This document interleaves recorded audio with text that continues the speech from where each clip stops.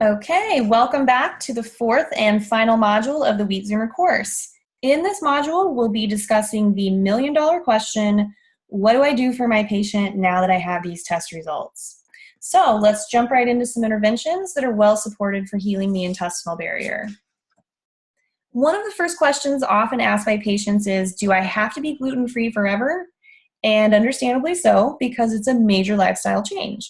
There are definitely some individuals who have anti-gliadin antibodies, but might be able to reintroduce gluten at some point. Deciding who is who can often be a challenge, and there really is no set pattern or decision tree for deciding which patients might be able to reintroduce gluten or wheat. Some patterns that you might see there are very pronounced intestinal permeability with little or no anti-gliadin, anti-wheat germ agglutinin, or anti-wheat protein antibodies. These individuals are more likely to have lower reactivity to gluten or wheat and might be able to reintroduce it after an appropriate elimination and healing phase. However, there is no guarantee, and it's probably best to let them know this gluten or wheat sensitivity is long-term. The majority of the panels on the Wheat Zoomer include biomarkers or antibodies that indicate one should eliminate gluten long-term. Included in that group are the celiac, gliadin, transglutaminase, and non-gluten wheat proteins. The non-gluten wheat proteins, while not specific to gluten, are specific to wheat, and there has yet to be any significant research to show that one can successfully reintroduce wheat once these antibodies have developed. The celiac and transglutaminase panels reflect autoimmune reactions or gluten-mediated autoimmunity, which has not been shown to be curable or a condition that one recovers from, and therefore gluten elimination is assumed to be a lifelong need in these individuals. The anti-gliadin panel is also assumed to be reflective of a lifelong need to eliminate gluten because no significant evidence exists of successful reintroduction of gluten in sensitive individuals. Furthermore, consider that many individuals with anti-gliadin antibodies may be developing celiac disease or considered pre-celiac. They just do not yet have elevated tissue transglutaminase 2 antibodies, and reintroduction of gluten in these individuals would likely further trigger a significant autoimmune condition. The exception to the assumption that gluten or wheat must be a lifelong elimination is the intestinal permeability panel, and in some limited cases, the wheat germ agglutinin panel.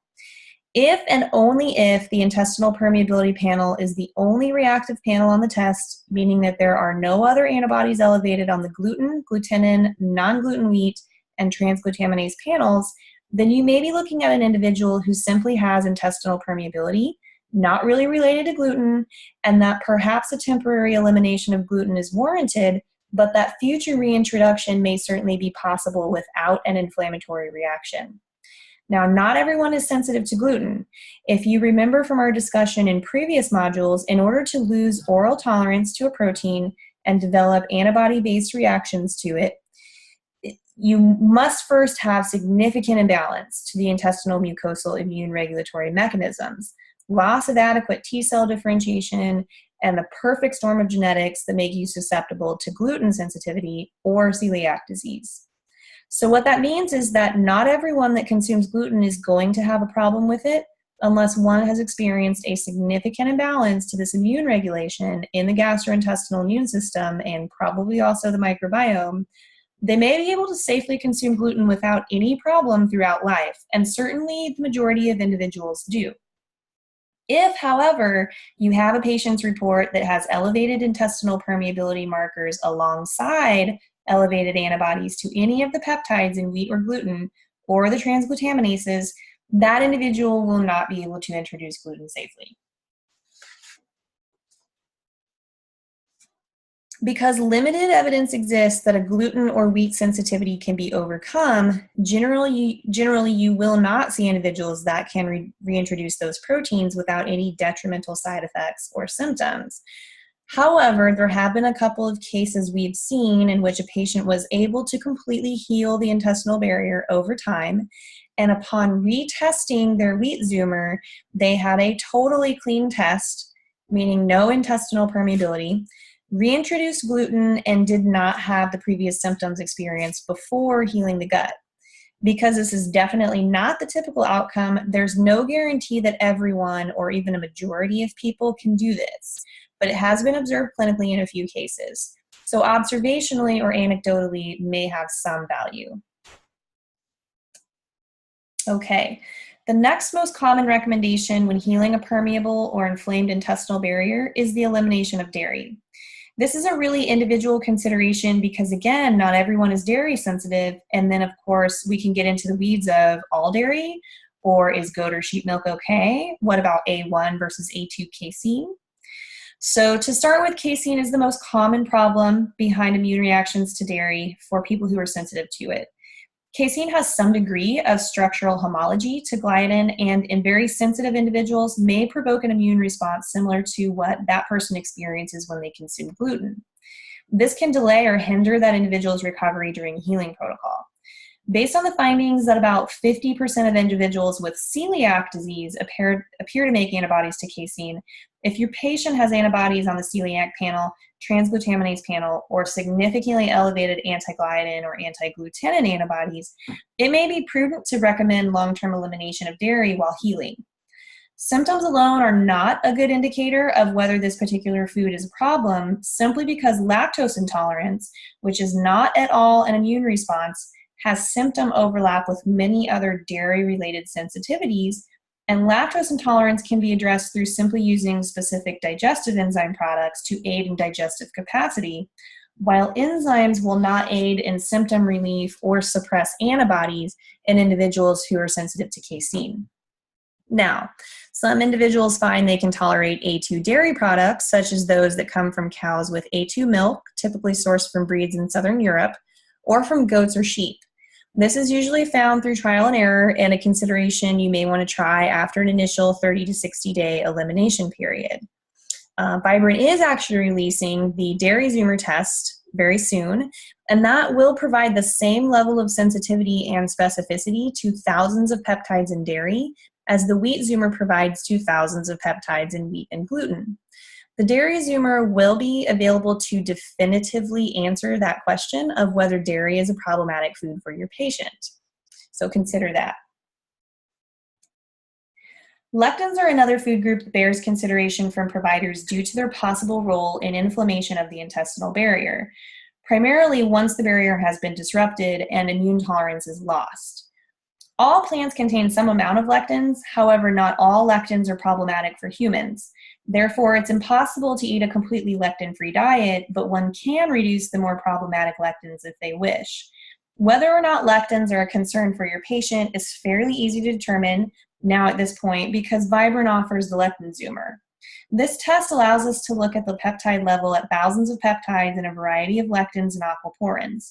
Simply eliminating all lectins may not be appealing or well embraced by a patient when faced with a multitude of other foods to eliminate, and compliance to these one-size-fits-all approaches is often pretty low.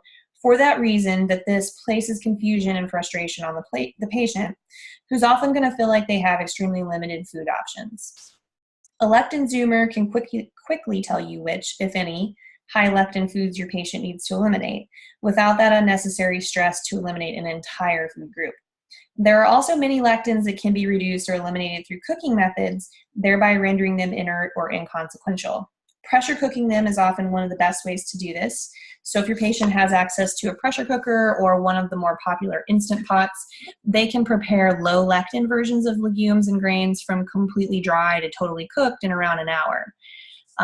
Some lectins can also be reduced through soaking and sprouting. So if they prefer to prepare them in a more traditional manner, that's also an option.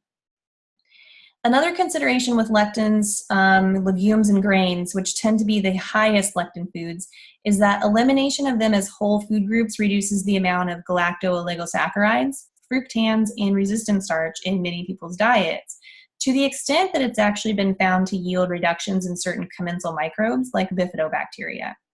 So for that reason, a blind elimination protocol that's one size fits all may not necessarily be the best for all patients, and consideration should be given to personalizing this.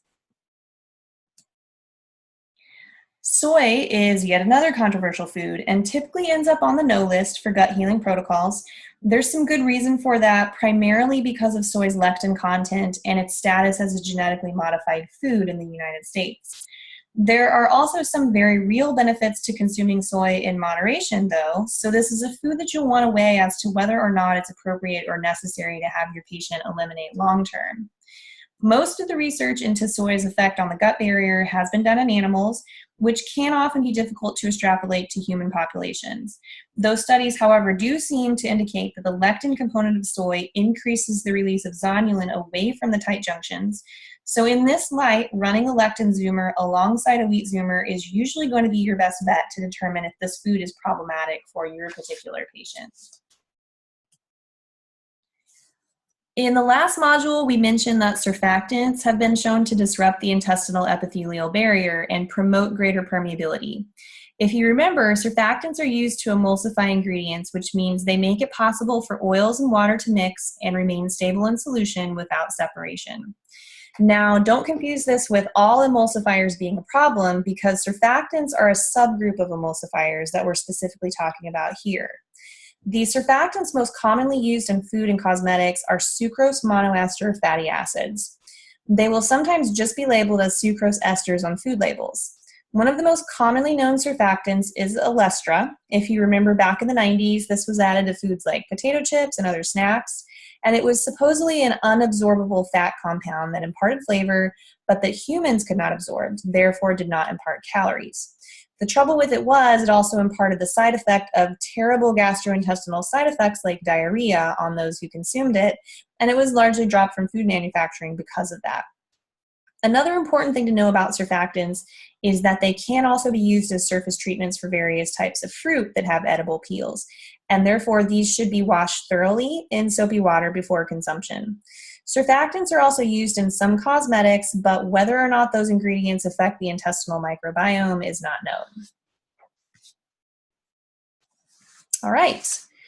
Bone broth or collagen supplements are common and popular in intestinal healing protocols, and for good reason.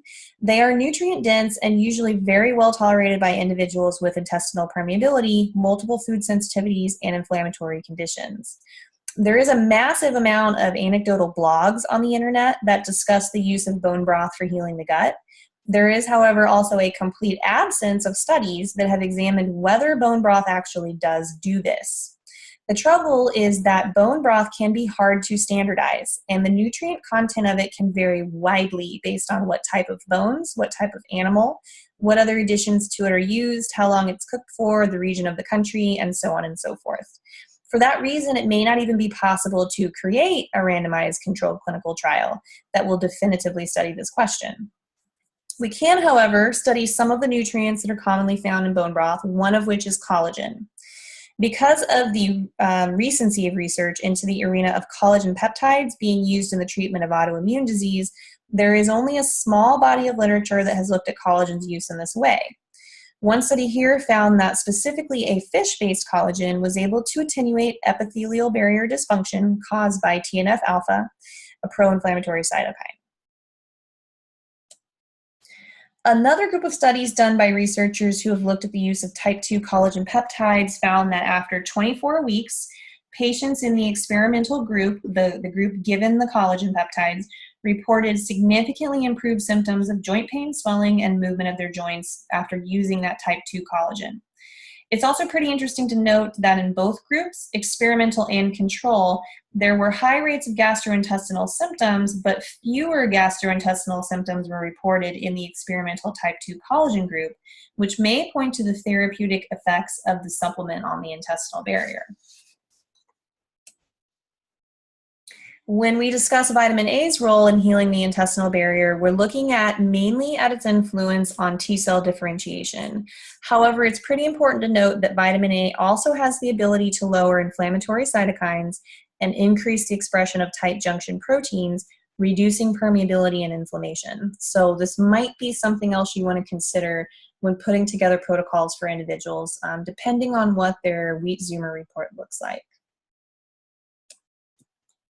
This is mostly anecdotal, however, some concern exists as to whether glyphosate in Roundup is behind the increase in intestinal dysbiosis-related disorders and sensitivities to crops on which Roundup is typically used. There really aren't any less pesticides used on organic crops, And the pesticides used on them are actually safer for us. They are just different from those used on non-organically grown produce. It's actually most important in these cases to thoroughly wash your produce before consumption to reduce the amount of pesticide and surfactant exposure. Now, as far as the concerns about the dirty dozen and which fruits and vegetables have the highest amounts of pesticides, those may be appropriate talking points for your patients to guide them on choosing the lowest pesticide content produce, whether it's organic or non-organic. The previous modules explored the relationship between short-chain fatty acid producing bacteria in the intestinal mucosa, levels of short-chain fatty acids, and immune tolerance. Incorporation of resistant starch foods into a patient's diet is often one of the more powerful nutritional interventions you can guide your patient on, because its aid is not just restoration of those short-chain fatty acid producing bacterial populations, but those very important metabolites that aid in immune modulation and healing. It's not just resistant starch that you want to emphasize, obviously, it's other types of fibers, so a variety is really important. One of the things I like to say, when describing how much fiber should I eat, pretend like you're a vegetarian who eats meat is a pretty good way to put it. So we're not saying never eat meat, we're saying emphasize plants first. So here on the slide, you have a list of high resistant starch foods. For most patients, the easiest way to get these is cooked and cooled potatoes or rice.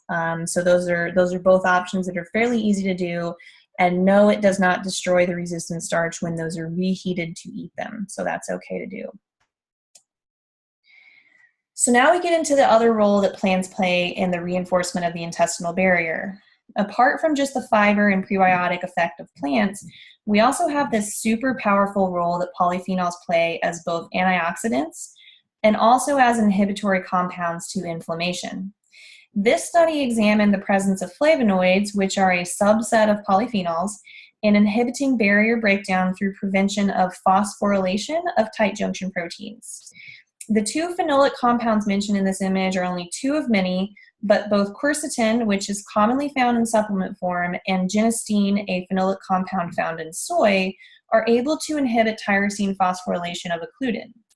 ECGC, which is epicalligadecin, the compound found in green tea, also has this attribute.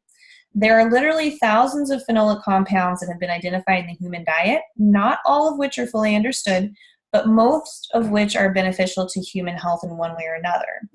Not all of them have specific actions at the intestinal epithelial barrier, although many are actually food, so to speak, for our microbiome, and therefore indirectly beneficial. Another in vitro study found that propolis, a polyphenol compound in honey, was able to upregulate expression of tight junction proteins. So there may be some good support for the use of either raw honey supplement or food or actual propolis supplements, which you can purchase. Fermented food is another staple in gut healing protocols because of its potent probiotic content that is compatible with the human gut microbiome. There are a wide variety of fermented foods available commercially, as well as ways to make them yourself. There are not many RCTs, clinical trials, on the use of fermented foods and their influence on the intestinal barrier, most likely because kind of the same problem as bone broth. There's a large degree of variability between products, foods, microbe composition, and nutrient content, as well as location of origin and so forth. So this certainly makes these foods hard to study, but some studies do exist that have shown that fermented foods have a number of benefits to the intestinal mucosa. This particular study found that a fermented dairy product containing Bifidobacterium animalis increased production of short-chain fatty acids in the colon and suppressed the abundance of pathogens, and an improvement in IBS symptoms as well was seen. Here we see another study where the use of a fermented plant extract drink was able to impart a large amount of benefit to individuals, including changes in BMI, body fat, lipids, and phenolic content in their plasma. Many of those things are directly impacted by the integrity of the intestinal barrier, so it stands to reason that the use of these fermented foods not just provides support to the stability of the microbiome that underlies this entire system, but to the intestinal barrier structure and tight junctions. If you think about just the increase in phenolic compounds alone, that suggests that there's an increase in liberation of phenolics or polyphenols from food sources, increased absorption perhaps through a more stable intestinal barrier, and better regulation of immune response in the intestinal mucosa.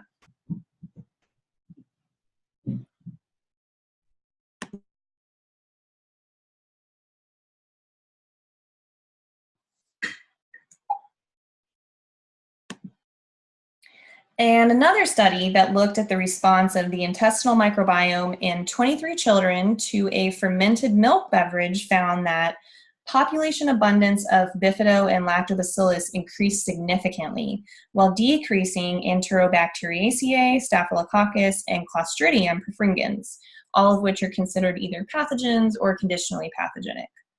It's important to note that almost every study that has examined population changes during and after an intervention, it's noted that populations of probiotic strains dwindle or even revert back to baseline within anywhere from a week to 6 months after cessation of the probiotic food. So keep that in mind when using probiotic supplements or fermented foods and how their efficacy can wane after stopping their use. All right, so out there in the functional space, there are a myriad of elimination diet protocols that range from gut healing to specific foods for medical reasons to autoimmune protocols and so forth. Some of these diets are really helpful for some people, and some of them produce little to no result for others. The problem with one-size-fits-all elimination diets is they are arbitrary to some point and may not reflect the best elimination pattern for a particular individual for many reasons. Keep in mind also that most elimination diets are really difficult for the average person to follow strictly for any period of time. Compliance is often pretty low, even if you think you did a good job explaining what not to eat, or even if the patient says they are following it. I can definitely say from personal experience, the average patient I've worked with has a slip up on non-allowed foods at least once a week for things like SCD diet, low FODMAP, gluten-free, Whole30, etc. I'm sure that's not by any means unique and definitely pretty standard for the average population. It's definitely recommended that you explore other specialty antibody testing to determine if other specific foods are appropriate for elimination, rather than just blind protocols that might unnecessarily restrict foods or food groups, which decrease the ability of your patient to comply with your dietary recommendations. These really restricted diets can often overwhelm patients, and any little bit of normalcy can often aid in how willing they are to comply and follow that diet long term for better outcomes. Also, retesting your patient's wheat zoomer is really the best way to know if your patient is truly adhering to the diet protocol you've prescribed, as well as if that protocol is actually working to produce the results you're looking for in terms of improvement in intestinal permeability scores and status.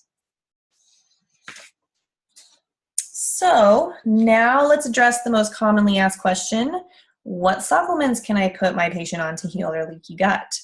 Not only are supplement sales sometimes a major revenue stream for practices, they are also in many cases necessary for the recovery of intestinal barrier function in some advanced cases. This is a list of the most commonly prescribed supplements and gut healing protocols that have some very good evidentiary support and research for their use. There are, of course, many other things that may be warranted for use in gut repair protocols, and as evidence for or against the use of those supplements builds, this list will definitely change to reflect that. So let's look at some selected studies on each of these items really quick. First and foremost, L-glutamine comes up as the primary supplement or ingredient in many combo supplements, and for good reason. There's a massive amount of literature supporting the use of glutamine in the repair and recovery of the intestinal barrier, as well as the integrity of the intestinal barrier, and you can really find so much out there to support its use. It's not at all a cure-all, but it should probably be used in the majority of cases with a few exceptions.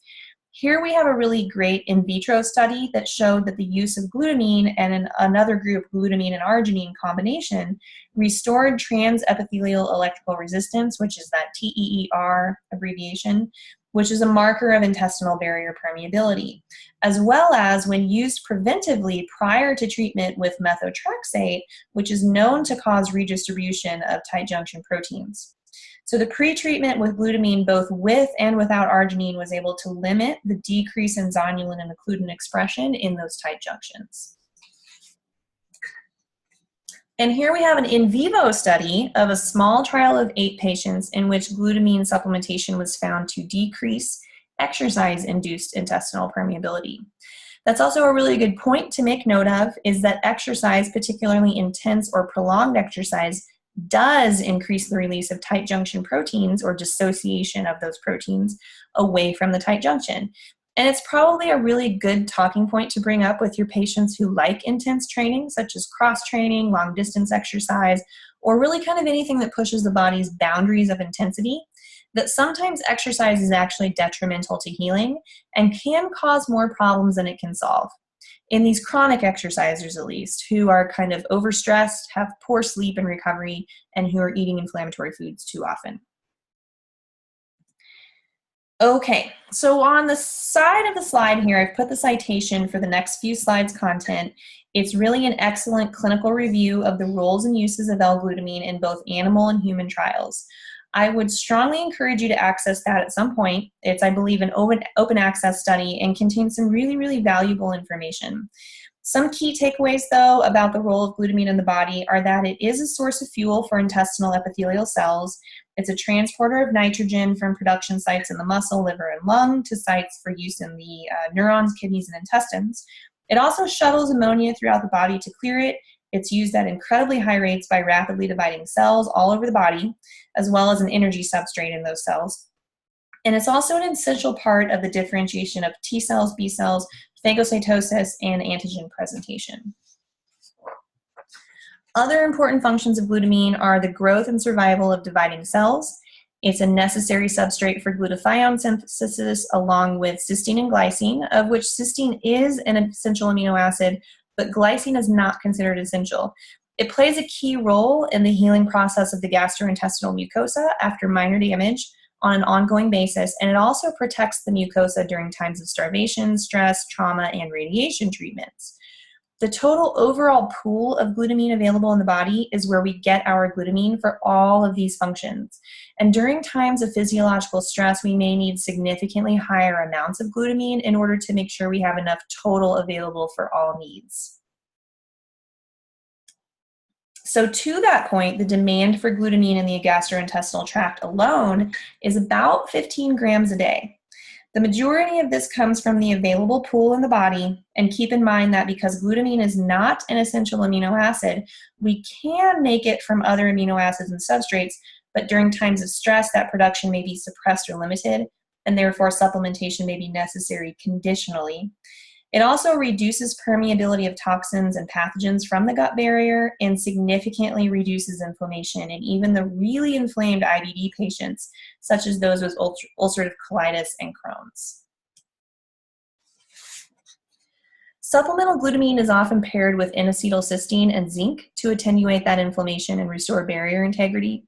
And it has been shown to reduce the barrier breakdown seen with NSAID enteropathy. Of course, NSAIDs are non-steroidal anti-inflammatories. It prevents acetaldehyde disruption of tight junction proteins. Acetaldehyde, of course, is the byproduct of ethanol metabolism. It causes dissociation of tight junction proteins is what acetaldehyde does. So anytime you drink alcohol, you essentially are causing leaky gut in the tight junction.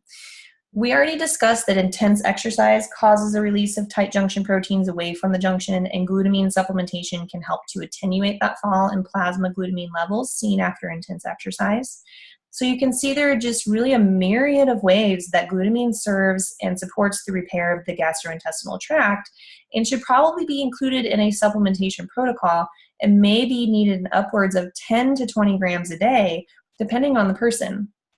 This may pose a problem for some providers who use combo products that only contain maybe 1,500 to 2,000 milligrams of glutamine, so 1.5 to 2 grams per serving, as it's difficult to increase the dose of that ingredient without overdosing other nutrients in that product at the same time.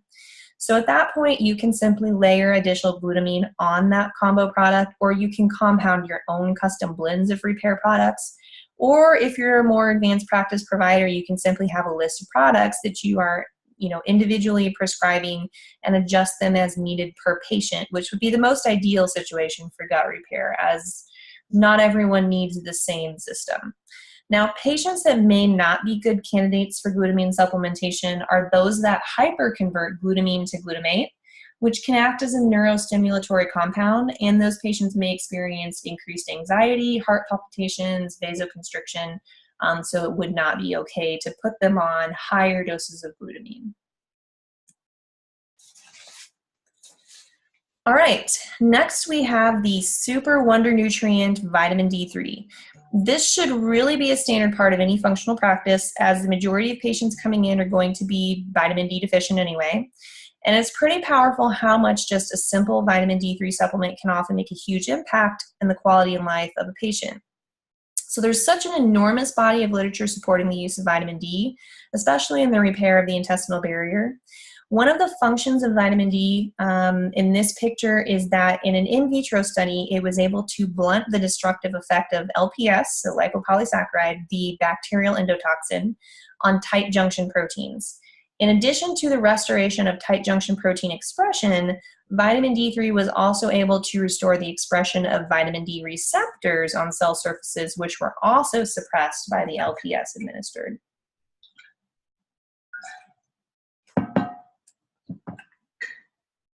Another in vitro study found that ethanol-induced permeability of tight junctions was significantly ameliorated by administration of vitamin D3, which is pretty powerful in terms of its action of reducing these tight junction proteins being dissociated from the junctions and helping to seal that barrier.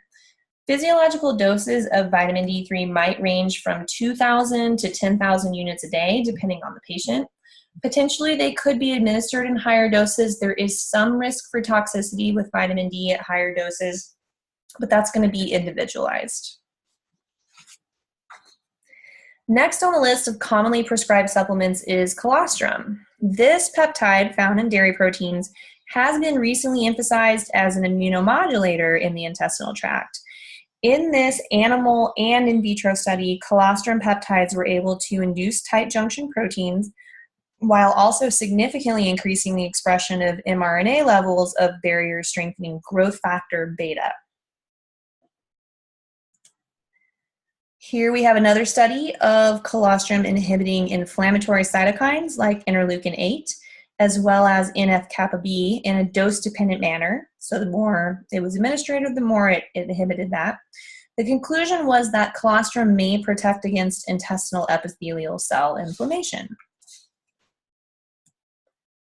And up next, we've got zinc. This critical mineral plays a number of roles in immune modulation as well as support for intestinal cell and mucosal health. Here, this in vitro study has shown that zinc increases that transepithelial electrical resistance, or TEER, as well as paracellular leaking of substrates across the barrier. And it does this by altering the distribution of tight junction proteins. Now, when it comes to forms of zinc, zinc carnosine particularly shines as a form that has shown specific properties of healing in the mucosa. In this in vitro study, exercise-induced permeability, which increases up to 3-fold after a bout of exercise, was blunted by around 70% after a 14-day course of treatment with zinc carnosine.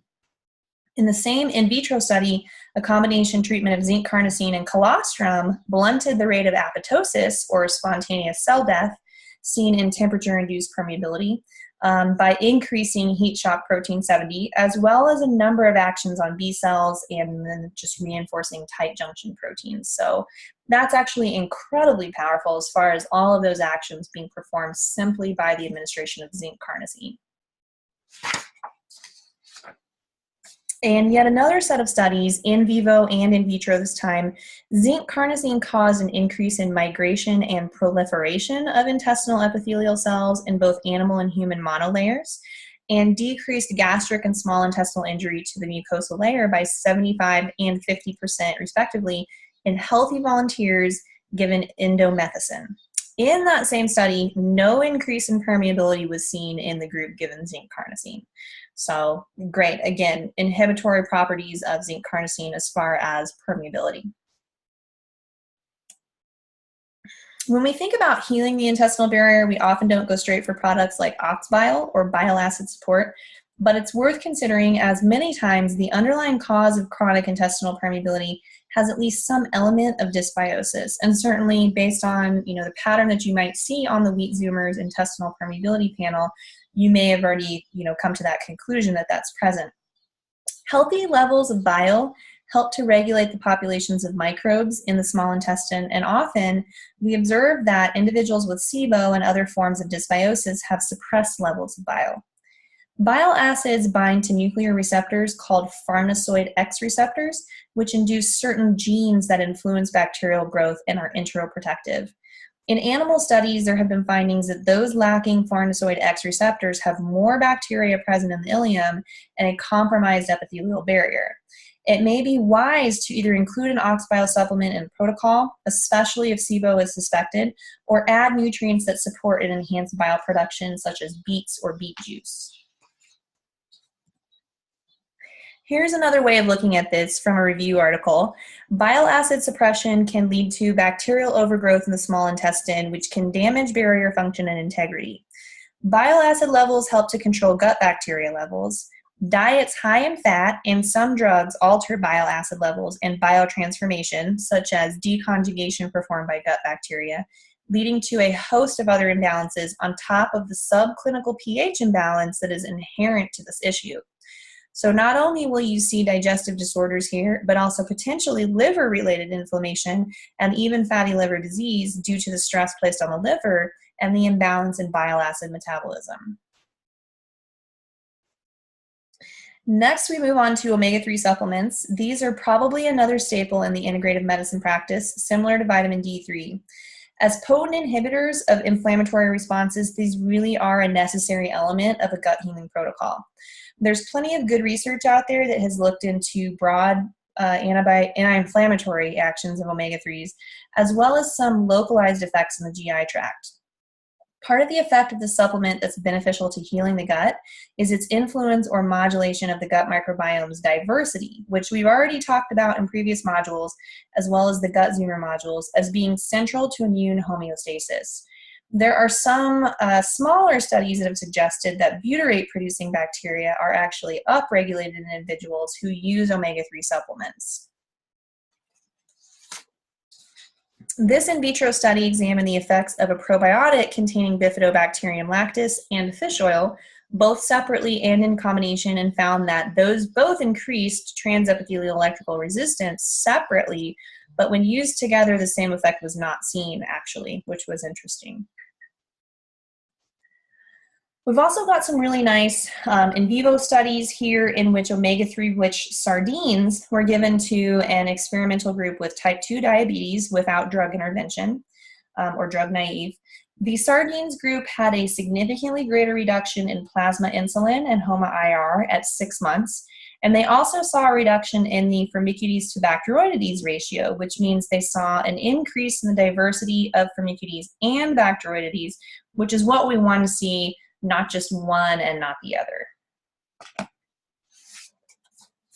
And then lastly, on omega-3s, we have an animal study that examined the effect of omega-3 fatty acids on the tight junction structure and found that administration of omega-3 fatty acids prevented redistribution of tight junction proteins, as well as elevated the expression of those proteins in the tight junction to prevent that barrier breakdown. So as you can see, we've got research out there saying that not only are they a great overall anti-inflammatory aid, they also directly impact the tight junctions and microbiome in both animal and human in vitro studies, as well as in vivo, which is actually pretty exciting. Let's move on to another potent anti-inflammatory agent, which is turmeric, or its extract phenolic compound curcumin. Curcumin is probably one of the more well-researched polyphenols just because of its long-standing use in the medical literature in both traditional and alternative health circles. This animal study found that animals treated with resveratrol, curcumin, or simvastatin saw greater numbers of Treg cells and increased intestinal epithelial cell proliferation in the ileal mucosa. Those animals also had significantly less expression of pro-inflammatory cytokines, and in addition to that, those same animals also had fewer pro-inflammatory enterobacteria and enterococci as well as increased abundance of lactobacillus and bifidobacterium. And then to just add more icing on the cake there, those treated animals had less barrier translocation of microbes and endotoxins to internal organ sites outside of the GI. Next up, we have an in vitro study that looked at the exposure of leptin, a hunger-regulating hormone, to epithelial cells. Leptin on the apical side of the cell layer, which is what is closest to the mucosa and lumen, induced tight junction alteration and lowered genetic expression of genes encoding for tight junction proteins. A 30-minute pre-treatment with curcumin blunted all of that by inhibiting the leptin receptor-dependent pathways and genetic induction. That's pretty powerful, really, if you think about just how potent that phenolic compound is at altering how the tight junctions react, but also how genes in the cells that induce or suppress expression of tight junction proteins are acting. Let's look at another study that examined the role that curcumin plays in preventing inflammatory bowel disease. This is an excerpt of the chemical pathways that curcumin influences, primarily through cellular receptors and cytokine influence. It has a really strong Th1 effect, suppresses NF-kappa B, reduces reactive oxygen species, and suppresses inflammation through COX-2 inhibitors as well. All of those actions basically add up to an overall reduction in inflammation, reduction of cell apoptosis, and reduction in tissue injury in IBD patients. From the same study, here's just another way of looking at those molecular targets of curcumin and how exactly it functions to modulate immune responses. At this point, I hope it's pretty clear that because of the immense amount of immune function that resides in the intestinal mucosa, as well as the inflammatory processes that result from dysbiosis or other injuries to the barrier and mucosa, anything with this broad and strong of an anti-inflammatory immunomodulation should be part of your repair protocol. And the great thing is curcumin and turmeric have been studied in pretty high doses in humans and have an incredibly high safety profile. Doses used in studies that are efficacious tend to be greater than 2,000 milligrams a day of turmeric or greater than 300 milligrams a day of actual curcumin extract. If you're using a turmeric supplement, you'll just want to make sure that you use one that contains bioperine or black pepper, as turmeric on its own is poorly absorbed without that substrate. So on the subjects of polyphenols in general, in addition to curcumin, other polyphenol compounds are incredibly beneficial for gut healing protocols. In this in vitro study, dietary polyphenols, genistein, which we've already kind of talked about, and epigallocatechin from green tea were able to suppress IL-6 and IL-8 production in epithelial intestinal cells by around 50%.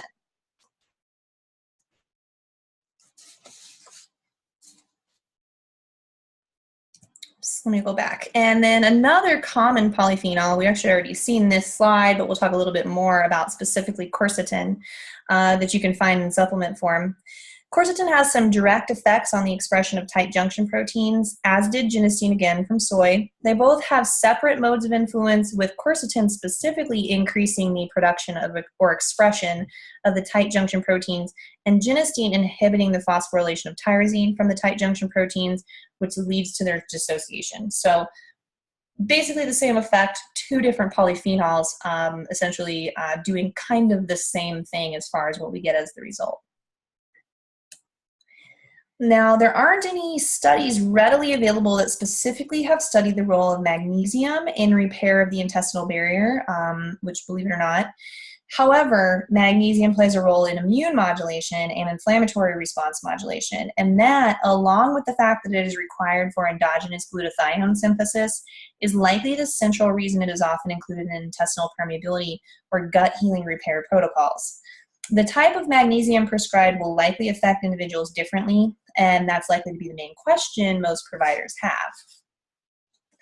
The consensus in general about types of magnesium is that the oxide form is the cheapest, most poorly absorbed, and the one most likely to cause GI symptoms like diarrhea, unless a very constipated individual is using it. Beyond that, other forms of magnesium that are commonly used are citrate, lactate, aspartate, threonate, and taurate. Each of those forms has slightly different effects, some stimulating and some calming, so consideration should be given to which form you are using and other symptoms or conditions the patient has. For a standard gut healing protocol, most products contain the citrate form. However, chelated magnesium can often also be a good choice, as it's supposed to be the closest to that type of magnesium found in foods. So, what should you see when you put together an appropriate and successful gut healing protocol? Well, you should see improvement on the Wheat Zoomer test. If you are rerunning the test on your patients, you're going to know whether or not the patient is actually healing. Symptom remission is not actually a guarantee that healing has taken place. And one main reason for that is that when someone is taking a bunch of supplements, they often mask the symptoms and the patient feels better, but many of those supplements do nothing to reduce antibodies or heal autoimmunity. A really good example would be digestive enzymes, bile acid, and probiotics. All of these will usually make most people feel a bit or a lot better and suppress symptoms like diarrhea or constipation, so the patient reports feeling better and you feel like you did your job. But if you were to rerun their test, you might see exactly what you see on the slide, okay? This is from a 34-year-old female patient with a history of IBS. The first test was January 2016, and the follow-up test, the first follow-up test was 10 months later in November of 2016. In between the two tests, she took glutamine, a probiotic, and curcumin, along with digestive enzymes and bile, and omega-3 and vitamin D3. Her GI symptoms were non-existent as long as she took those symptoms. However, upon retesting, it was found that she still had intestinal permeability and in fact had some pretty significant levels of LPS present. The LPS that was tested on the original version of the test was a slightly different type, and so the numbers sort of changed a little bit in between the first and second. And that LPS level is quite high on the retest, which indicates some pretty aggressive dysbiosis or exposure to a pretty strong pathogen. While not really symptomatic because of the supplements, it's clear she wasn't healed. It was also clear that her gluten-free diet she implemented at the first test really wasn't 100% gluten-free, or she was getting some cross-contamination despite what she thought was a very strict diet and reading labels intensively. Then about 10 months later again, another test was run in which she had seen a pretty dramatic improvement in intestinal permeability markers, mostly by addressing the underlying dysbiosis and cleaning up her diet to a much more strict gluten-free than before. The anti-actin IgG has gradually come down over time, and what you don't see here is also the gut Zoomer and IBS Shore tests she had run to identify which pathogenic or non-pathogenic opportunist microorganisms were present, as well as confirm that she had been exposed to a pathogen and had anti-vinculin and anti-CDTB antibodies present, which explained many of her GI symptoms, as well as the presence of SIBO for which she was treated. Hopefully, the importance of retesting here is evident.